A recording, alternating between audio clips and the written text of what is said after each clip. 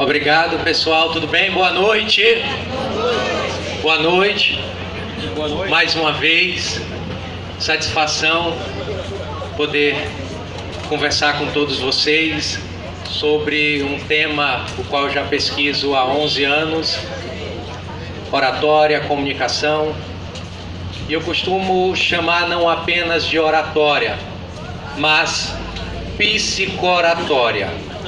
Esse é o tema que eu venho me dedicando desde quando eu realizava o meu ensino médio, e ali eu percebia que existia técnicas que deveriam ser exercidas de forma nobre, administrada, para que o corpo pudesse transmitir significados que estivessem contextualizados. Eu, observando vocês aqui, eu consigo observar também tipos de comportamentos, porque o corpo fala. Eu queria que você dissesse para o teu amigo, para a tua amiga que está do teu lado: o corpo fala. Com mais força, pessoal. Isso. Vejamos. A primeira dica que eu quero dar para vocês: quando vocês estiverem tirando fotos ou sendo fotografados, pelo amor de Deus, evitem esse tipo de procedimento. Você não está abafando. Eu quero agradecer a chapa que me convidou, meu amigo Cícero, e quero, antes de tudo, dizer que a felicidade também habita na fala. Vocês sabiam disso? Freud, psicanalista, hoje eu estava escrevendo e eu comecei a perceber. Freud, um psicanalista que teve que inventar uma ciência para que ele pudesse arranjar um emprego. Vocês sabiam disso? O pai dele foi lá pedir para um grande e influente professor para que ele pudesse falar, para que ele pudesse lecionar. Negaram para ele essa oportunidade. Mas quando a gente tem dedicação, força de vontade, esmero, a gente consegue chegar nos objetivos que almejamos. Simplesmente porque ele conseguiu transformar uma frustração em um descobrimento em relação ao inconsciente. E quando eu falo em oratória, eu falo na compreensão e percepção que você tem em relação àquilo que eu estou emitindo no campo ou consciente ou inconsciente. Quando eu estou aqui falando em público, eu tenho algumas formas e ferramentas para que eu possa entrar em sintonia contigo. O nome disso é rapport. Todo o meu corpo fala. O meu gesto que você está fazendo aqui, ó, uma autodefesa, você não está aberto. Por isso que eu disse assim, ó, evitemos esse tipo de procedimento, porque ele é estou tentando diminuir o espaço que eu posso ocupar nesse ambiente. Eu não estou à vontade. Se eu chego a cerrar aqui os meus punhos, eu estou demonstrando agressividade. E aí Freud vai dizer que nós somos operados ou exercemos funções também por meio desses significados. A palavra tem um poder e eu consigo entender a intencionalidade por meio daquele significado da palavra. Também eu posso expressar uma palavra que não está de acordo com aquilo que eu penso. E aí eu me entrego aonde? Qual foi a palavra que eu disse antes de iniciar minha fala? O corpo fala. E ele diz assim: quando perceberes a palavra, e essa palavra, por algum motivo, for contraditória em relação aos significados emitidos pelo corpo, tem alguma coisa estranha. E aí que entra o brilhantismo do escutar. É um termo que é muito maior e muito mais valioso para a psicanálise e para a psicologia do que o ouvir. O escutar é perceber o não dito. Diga para o teu amigo: o escutar é perceber o não dito. é perceber o não dito. Eu consigo entender o que é que você pode estar pensando de mim por meio do teu olho, do teu olhar. Se é agressivo, se é afável ou se é erótico. Aí eu digo sempre para os advogados: vão falar com o juiz, saibam dividir ou diferenciar esses 3 tipos de olhares. Comigo, o olhar agressivo, o olhar social ou afável e o olhar mais alto, erótico. E ainda tem gente que bota a língua assim, ó, no canto da boca e morde o lábio. É ou não é? Perceba o significado que você está produzindo no ambiente. Tudo é comunicação. Se eu digo bom dia e você vira o rosto ou fica calado, você já respondeu. Todo o corpo fala. Existe um campo de significados que é da semiótica, para quem estuda linguística, uma área mais de construção e desenvolvimento daquilo que é percebido pelos elementos que a gente está emitindo, ou verbal ou não verbal, que eles dizem o seguinte: eu posso produzir significados por meio de todo o meu corpo, e o que é mais importante, a minha comunicação ela deve manter uma sintonia em nível tal de significado entre mensagem verbal e mensagem não verbal, para que eu reforce a aceitação do meu público em relação ao que eu estou dizendo. Pode parecer fácil, mas tem gente que diz assim: olha, lá naquele tempo, lá atrás, o meu sonho era que eu fosse uma pessoa como eu sou, de caráter. Pessoa de caráter, forte, feliz, disposta. E a minha vida, a vida da minha família sempre foi um livro aberto. Um livro aberto. Recordo-me de um amigo que jogava futebol comigo e o sonho do pai dele era montar um negocinho. Não precisava nem ser um negócio tão grande. Um negócio tão grande, um negocinho.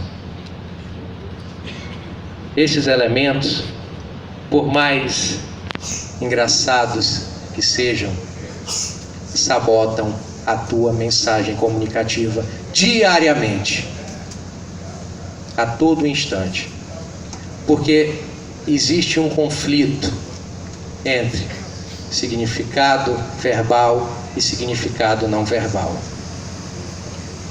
Nesse não verbal, você pode me dizer que é muito simples, é muito fácil, como esse gesto que é como se você estivesse se defendendo, outro gesto que é uma defesa, um gesto que não mantém a simetria corpórea, que é esse aqui, que os investigadores tanto analisam, omissão de informação quando não há simetria facial.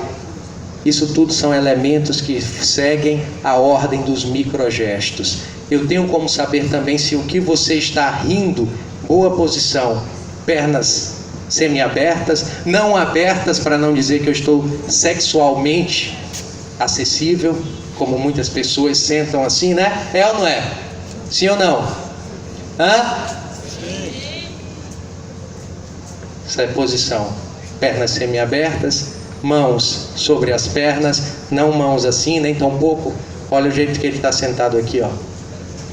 As pernas, mãos, ele não está na ponta da cadeira como se quisesse ir embora, como muitas pessoas que vão conversar para uma reunião demonstram esse tipo de mensagem. Nem tão pouco está com o punho serrilhado, demonstrando agressividade, ou como muitos outros tiram foto. O que eu quero, o que faz com que eu cisme com a minha palavra hoje é a questão das fotos dos advogados. Outro típico gesto, comportamento que não é aquele comportamento que cria, que gera a aliança entre emissão e recepção, é esse tipo de gesto aqui, ó. Punhos ou punho serrilhado, Mãos para trás. Quem é que se sente à vontade de verdade, aceitado, afável, convidado a se manifestar em relação a esse tipo de gesticulação?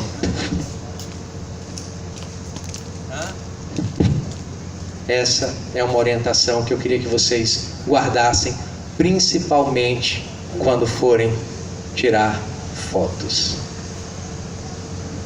É agressividade, é força contida. Força contida. Quem que fica assim? Policial ou inspetor de colégio de menino? É ou não é? Sim ou não? Eu falo isso porque eu faço atendimentos também individuais de oratória. Eu fiz um mestrado em psicologia e especialização em comunicação, e há muito tempo eu venho pesquisando sobre isso, sobre filosofia, sobre sociologia, sobre economia na área de humanas. A gente vê os efeitos da cultura, como elas são determinantes em relação ao corpo dos outros ou dos sujeitos, e o que nós reproduzimos muitas vezes estão ou podem estar fora do contexto que a gente procura atuar. E essas dicas são importantes porque a fala é a condutora da felicidade das pessoas. Lacan, Freud vão dizer que a fala são essenciais. O poder da palavra é um poder de cura, é um poder de caracterizar e determinar a identidade, o que a psicologia chama de subjetividade.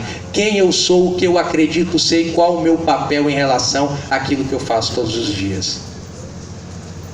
Então, quando eu olho para o espelho, eu produzo uma imagem. Essa imagem vem não do acaso ou simplesmente por osmose. Ao contrário disso, ela advém por meio dos significados da linguagem verbal e não verbal. Se eu disser que eu posso mudar alguma coisa, eu realmente tenho meio caminho andado para mudar alguma coisa. Mas se eu apenas finjo acreditar na mudança, essa mudança não ocorre de fato, porque o primeiro universo que existe é o universo da percepção, da subjetividade e de como eu me comporto por meio do meu corpo. Tudo isso é significado que devem estar contextualizados para que exista um rapport, uma sintonia. Vocês já ouviram falar disso? Rapport? Sim ou não? Rapport é um termo em francês que significa completude. Completude. É aquele termo que muitas pessoas chamam de espelhamento. Já ouviram falar de espelhamento? Sim ou não? Quando a pessoa age da mesma forma que você, é quando acontece de fato o beijo. Existe uma sintonia. E essa sintonia é o que vocês estão buscando aqui. Se vocês pararem para pensar, o que vocês estão fazendo aqui é produzindo um espelhamento de transformação social. Todo mundo aqui tem um papel que em conjunto produz um significado de intervenção. Quando vocês estão aqui, estão o quê? Numa congregação em prol do social. Só pode haver mudança se existir sintonia. E essa sintonia, para que exista, ela vem de onde? Primeiramente, dos significados emitidos pelo teu corpo. Da forma como tu percebe e compreende o mundo. Do desenvolvimento que tu terás a partir de agora com aqueles que compõem esse amor. A palavra, ela cura para Freud. Ela é mágica para Freud. Ela produz ideias. Ela faz com que a gente consiga produzir um sentido desejante, aquilo que nós queremos realizar diariamente. Isso é o amor, é o poder da cura, é o poder da palavra. Essa é a sintonia. E vocês são pessoas amorosas, sim ou não? Por estarem aqui, que une vocês é o amor. Por mais que vocês não tenham pensado nisso. O amor é uma energia, é uma sinergia, é uma produção que faz com que você atinja e administre o seu pensamento em prol dessa união de grupo. E a proposta, ela tem que ser amorosa. E todo amor tem as suas consequências. Não significa que você vai estar desligado daquilo que você amava. Não. Mas significa que você vai ter que acreditar nessa nova proposta. Porque sempre vai existir um resto que é aquilo que não pode ser compreendido, transliterado pela palavra, é aquilo que vai lhe afugentar muitas vezes. Esse resto é muito descrito como a consequência secundária prazerosa da doença. É quando a pessoa tem a oportunidade de se curar, mas ela gosta da própria doença. E às vezes está curada, mas ela sente prazer na própria doença. E ele precisa a todo instante relembrar do seu poder de transformação e de cura para que ele não esteja submetido naquele passado. Freud percebeu isso. O quanto o prazer na doença, ele é condutor das nossas relações. Inclusive você vai ouvir ou já ouviu uma pessoa dizer, se portar em relação ao outro, dizendo: eu sou diabético. É ou não é? Sim ou não? Eu sou cardíaco. Não. Quer dizer que toda a tua historicidade de sujeito pode ser diminuída a um simples sintoma patológico? Não. Realmente tu sente gozo, pulsão de morte para Freud e gozo para Lacan. É uma pulsão, é um desejo para além do princípio do prazer. Ele extrapola esse princípio do prazer, que faz com que você se sinta bem, mesmo trilhando o caminho de morte. É o prazer secundário da doença. Por isso que Freud diz que a cura não é completa, a educação não é completa. E o sistema político também não é completo. Sempre vai existir um resto. E se a gente não for capaz de criar laços simbólicos por meio da linguagem, do corpo, da minha comunhão com o outro, eu me reservo a um passado isolado, depressivo, cheio de transtorno, doentio, não autônomo, mas assujeitado pelos mecanismos produtivos de significados que robotizam a potencialidade do sujeito. Somos autônomos ou somos assujeitados? Essa é a pergunta que nós temos que fazer todos os dias. Isso requer, primeiro, comunicação contigo e com o outro. O outro é sempre uma impotencialidade sozinho, mas o grupo não. O grupo é sempre uma vontade, uma permanente força motriz geradora de transformação no social. Mas não ache que o outro é completo ou que você é completo. Você precisa a todo instante estar se analisando. Será que esse caminho vai ser de potência ou de despotencialidade para o outro? Será que eu estou sendo mais eu do que grupo?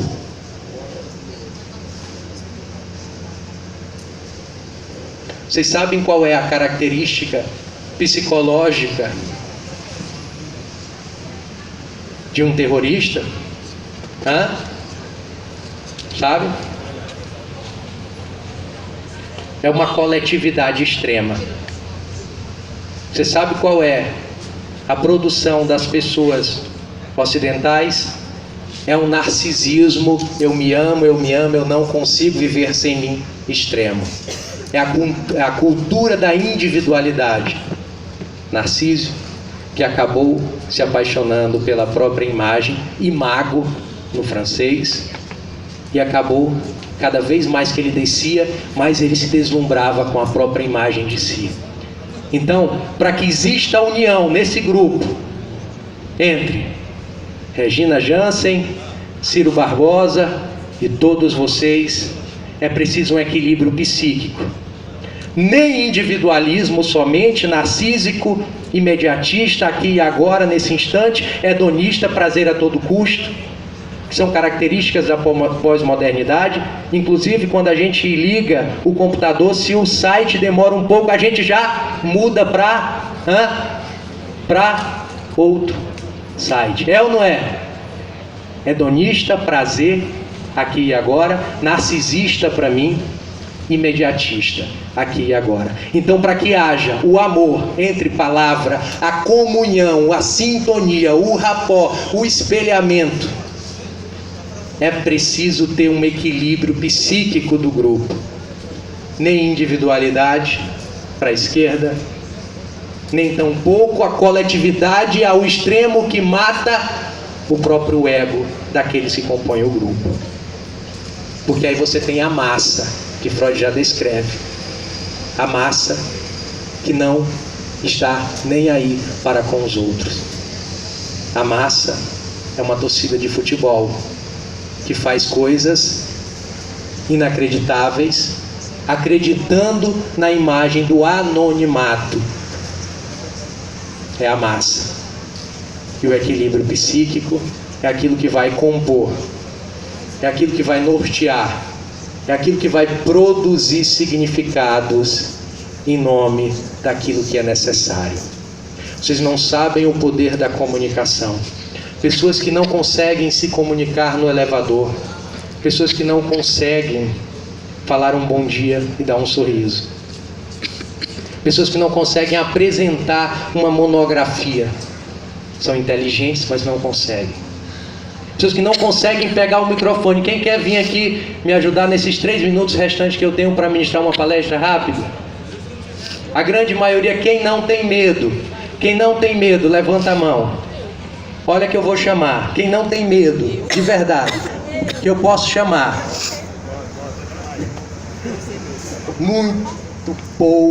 Poucas pessoas, muito poucas pessoas realmente se asseguram da palavra e do controle. Algumas indicativas: pernas trêmulas, é ou não é? O olhar é importante, a varredura visual. Eu tenho que saber quem está comigo. Então eu tenho que analisar primeiro. Lado esquerdo, eu olho, meio, lateral, outra lateral esquerda, no centro, no final e no final. Eu estou fazendo a varredura visual aqui, você está imaginando que eu estou olhando para vocês nos olhos. É importante, é imperioso olhar do outro. Lacan vai dizer que o sujeito, a criança, só vai, é um pequeno corpo de carne, mas que só vai perceber. Que é importante por causa da língua, da linguagem da mãe. Filhinho, filhinha, amado, querido, vem para cá, para o papai, para a mamãe. E não é pai ou mãe, não é sexo, é quem determina a função a partir desse tipo de linguagem. O pai pode fazer função de mãe e a mãe pode fazer função de pai. Então é a linguagem que determina e que diz assim: olha, você é importante para nós. Você é indispensável em nossas vidas. Veja o poder da linguagem, da palavra na condução e na inserção do sujeito no campo social e na estruturação psíquica desse sujeito, onde ele vai perceber a família como algo importante para ele, onde ele é valorizado. Aí Lacan diz: Vossa Majestade o bebê. Repitam comigo: Vossa Majestade o bebê. A majestade de vocês é o filho, é ou não é? Sim ou não? Sim ou não? Vossa Majestade o bebê. Então você elegeu o filho como majestade. Por meio de quê, pessoal? Só para que eu esteja sondando aqui o feedback. Que o feedback é retroalimentação. A comunicação, ela não se encerra na emissão. Tem um retorno. Todo instante que eu estou coletando por meio do corpo de vocês. Olhar, gesto maior, gesto menor, que é a subitem do gesto, que é o microgesto. Eu estou avaliando. E a estruturação, se vocês falassem as estruturações do discurso. E muitas pessoas acham que é só falar. Mas vocês, como são bons oradores, tenho certeza que vocês conhecem que o discurso tem divisões. Que começa pelo vocativo, vem para o exórdio, depois vem para a exposição, depois você tem a meta, que é a argumentação ou contra-argumentação, só depois você tem a peroração, que é o apelo final, que é a recapitulação. Não é falar tudo o que disse de novo, viu? é você trabalhar os elementos essenciais. Então, só para que eu saiba que é importante o que eu estou dizendo, ou se vocês conseguiram compreender essa informação, eu tenho a perguntar uma coisa. Como é que essa criança é inserida no campo social e se estrutura esse psicológico dela em relação à sua função? É através de quê? Através de quê? Hein, pessoal? Através de quê? Oi? Não fiquem tímidos, por favor. Já eu vou cantar. Antes de encerrar, eu canto aqui para o pessoal gritar. Ali é camarote, viu? Se preocupem não que ali é camarote. Então, é o que? É a linguagem. Eu pergunto, qual foi a mensagem que você falou antes de chegar até aqui? Porque você fala mais com você mesmo. Psicólogos chegam a dizer que são mais de 1000 palavras por minuto. Você com você mesmo. E as suas palavras são palavras de motivação ou de desânimo? Qual é o reforço do imago ou da imago que você está produzindo, da tua imagem para ti? E aí é tão importante, pessoal, porque aquilo que eu estou produzindo aqui no campo simbólico da linguagem, aqui, quando eu olho para o espelho e digo o que eu sou, eu vou tentar confirmar, seja essa imagem positiva, seja essa imagem negativa. Eu vou confirmar no social. Eu vou seguir, eu vou buscar, eu vou perseguir essa imagem. E a imagem, tenho certeza que deve ser de vitória, deve ser de união, deve ser de pulsão. Obrigado. E isso é um pouco do que eu venho fazendo desde os 16 anos. Então, para mim é uma satisfação divulgar a oratória, para mostrar para vocês que oratória não é só técnica, meia dúzia de técnica. A técnica é a ponta do iceberg. Oratória é a compreensão primeiro de si. Quantos jovens e crianças, bons profissionais, não estão na atividade como deveriam, porque não sabem dominar, equilibrar esse psicológico, que fazem ou que evitam desse modo de ir para uma entrevista de emprego, de estágio. Quantos advogados ou bacharéis em direito não desistem porque não conseguem fazer uma arguição oral no tribunal do júri? Quem não conhece alguém nesse caso? Mas a culpa não é do sujeito. Uma frase que eu quero deixar de efeito é essa: não tente se curar, não tente se curar onde você adoeceu. Não é o sujeito que é o responsável. Nesse sentido psicológico da comunicação, é a cultura proibitiva que nós vivenciamos, que faz com que percamos o interesse por nós mesmos em relação à oratória. Muito obrigado, pessoal, do fundo do coração. Tenho certeza que essa é a chapa da vitória, se assim vocês acreditarem. Essa é a chapa da vitória, se assim vocês acreditarem. De verdade, até mais.